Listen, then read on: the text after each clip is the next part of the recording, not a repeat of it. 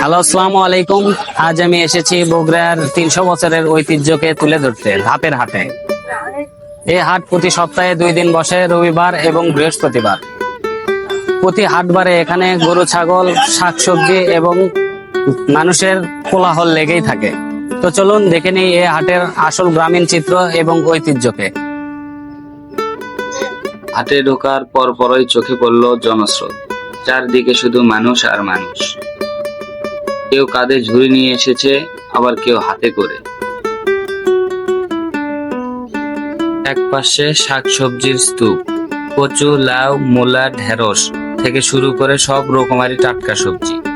শীতকালীন সবজি, গ্রীষ্মকালীন সবজি, মাটির গন্ধ মাখা, এ যেন এক বিশাল আয়োজন। কেউ দরদাম করছে, কেউ হাঁক ডাক দিচ্ছে ক্রেতাদের। হাঁটতে হাঁটতে মনে হলো এ যেন একটা গ্রামীণ চলমান উৎসব।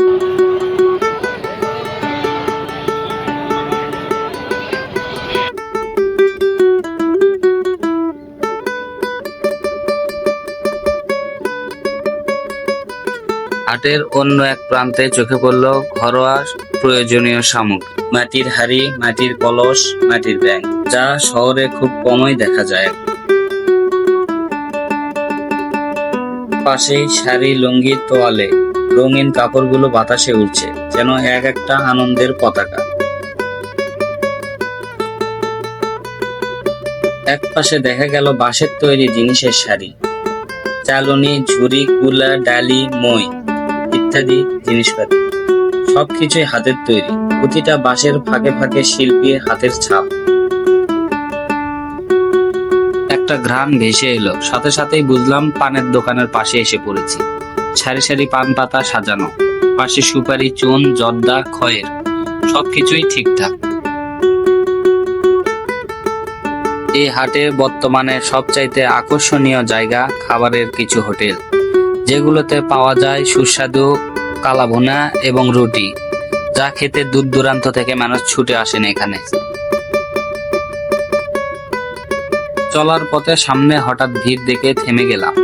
কাছে গিয়ে দেখি এক বিশাল মহিষ জবাই করা হয়েছে।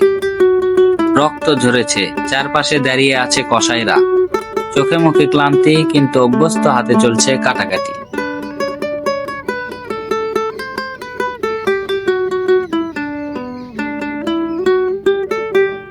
এক পাশে দোকান সাজিয়ে বসে আছে মাছওয়ালারা, বড় বড় রুই, কাতলা, বোয়াল মাছ যেন চোখ জুড়িয়ে যায়। রোদের আলোয় মাছের গা চকচক করছে, পাশেই চলছে দরদাম আর পাল্লায় ওজন।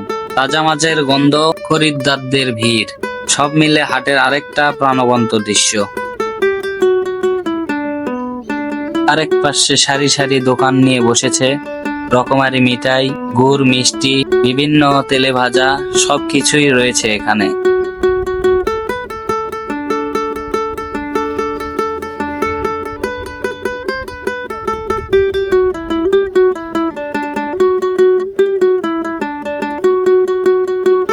এখানেই বসে গরুর বিশাল হাট। দূর দূরান্ত থেকে মানুষ এসে এখানে ভিড় করে। সবারই লক্ষ্য একটাই, ভালো একটা গরু কিনবে বা ভালো দামে নিজের পোষা গরুকে বিক্রি করবে।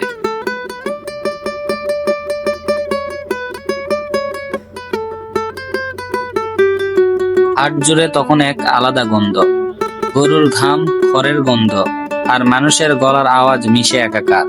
কেউ গরুর দড়ি ধরে হাঁটাচ্ছে, কেউ আবার দাম জিজ্ঞেস করছে, কেউ তো একেবারে নাপিতের মতো গরুর দাঁত দেখে বয়স বোঝার চেষ্টা করছে। ঈদুল আজহা যতই ঘনিয়ে আসছে, ততই জমে উঠছে এ হাটের আসল রূপ। বিশাল বিশাল গরু, কেউ কালা মহিষ, কেউ আবার সাদা জাতের গরু, আবার কেউ নিজ হাতে লালন পালন করা শখের গরু নিয়ে এসেছে। বিক্রেতার চোখে আশার ঝিলিক, ক্রেতার মুখে চিন্তার ভাঁজ, সব মিলিয়ে লেগে গেছে এখানে একটা মেলা।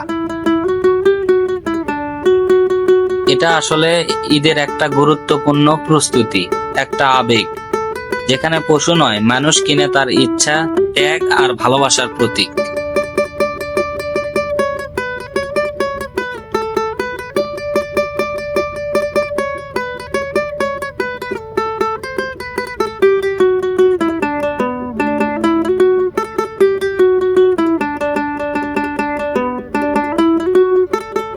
পাখির চোখে হাটটাকে দেখার ইচ্ছে হলো। উপরে উঠতেই খুলে গেল এক বিশাল ক্যানভাস। চারদিকে মানুষের ভিড়, গরুর সারি, দোকানপাট আর জীবনের হাজারো গল্প। এই ধাপের হাট শুধু একটা বাজার নয়, এই হাটের মানুষের সপ্তাহ জুড়ে জমে থাকা অপেক্ষা, স্বপ্ন আর সংগ্রামের প্রকাশ। একটা হাটে কত কিছু, খাবার, পোশাক, খেলনা, গরু, মাছ, মুরগি, বাঁশের জিনিস, আর আছে হাসিমুখ। কি নেই এই হাটে? ড্রোন যত উপরে উঠছে তত এই জায়গাটা যেন ছোট হয়ে আসছে, কিন্তু তার গল্পটা বড় হয়ে ঢুকে যাচ্ছে মনের ভিতরে। এই হাটকে দেখলাম, অনুভব করলাম, এটা শুধু বেচা কেনার জায়গা নয়, এটা একটা সংস্কৃতি, গ্রাম বাংলার হৃদয়ে গেঁথে থাকা এক শক্তিশালী চিত্র।